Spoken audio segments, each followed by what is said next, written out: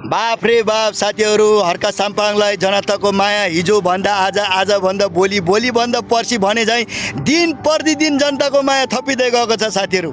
हिजो टेम्पो व्यवसाय दाजुभाइ दिदीबहिनीहरूले अत्यन्तै ठुलो माया देखाउनु भयो भने आज किसान मजदुर दाजुभाइ दिदीबहिनी बुवा आमाहरूले यसरी माया देखाउँदैछ साथीहरू। हेर्नु त, के यो माया होइन? के यो माया होइन? बाप रे बाप। अब भोलि गरिब निमुखा जनताको सरकार आउनेछ साथीहरू। गरिब निमुखाको सरकार आउनेछ, ल्याउनु पर्छ साथीहरू। हामीले उहाँ भनेको गड गिभ हो, भगवानले पठाउनु भएको दूत हो साथीहरू। म त ठान्छु कि उहाँ भनेको भगवान बुद्धको अर्को रूप हो भनेर मैले चाहिँ मनबाट ठानेको छु साथीहरू। अब तपाईँहरूले के ठान्नुहुन्छ? प्लिज तपाईँहरू सबैजना पोजिटिभ हुनु होला।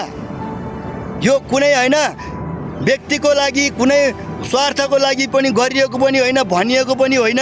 यो त नेपाल देशको लागि गरिएको देखाइएको माया हो साथीहरू। सबैजना एकजुट हुनु होला। तपाईँहरू यो बेलामा हाम्रो भनेर हाम्रोलाई तपाईँहरूले साथ सपोर्ट गर्दै हुनुहुन्छ भने तपाईँको त्यो घरको भित्तामा, अफिसको भित्तामा टाँसेको त्यो नेपालको नक्सा, त्यो खोस्टा छ नि, खोस्टा, त्यो खोस्टा अब खोस्टा पनि नरहने दिन आउला साथी हो।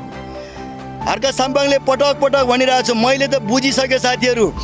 जसरी पूर्वको टिस्सा र पश्चिमको काँगडा गुमेको थियो नि, त्यसरी अब त्यो यत्रो चोक्टा पनि अर्काको हातमा गइसकेको छ होइन।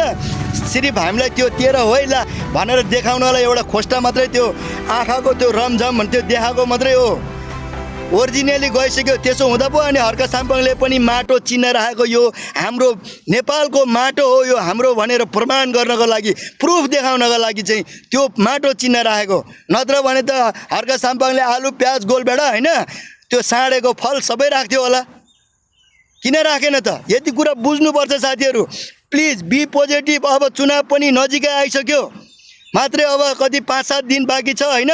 यो 5-7 दिनभित्रमा सबैजना चाहिँ बरु तपाईँहरू यार दिनमा बिहान बेलुका 5-5 मिनट भए पनि ध्यान योगा गर्नुहोस् साथीहरू। देशको लागि योगा गर्नुहोस्, प्लिज देशको लागि योगा गर्नुहोस् र सोध्नुहोस्, आफ्नो यो विवेकलाई सोध्नुहोस्, मैले के गर्दा ठिक हुन्छ भनेर आफ्नो विवेकलाई, आफ्नो तपाईँको कुल देवी देवता भगवानलाई, बाजे पुर्खाहरूलाई चाहिँ सोध्नुहोस्, ध्यान योगा गर्नुहोस् साथीहरू। प्लिज प्लिज मेरो 10 औँला बिन्ती छ तपाईँहरूलाई होइन।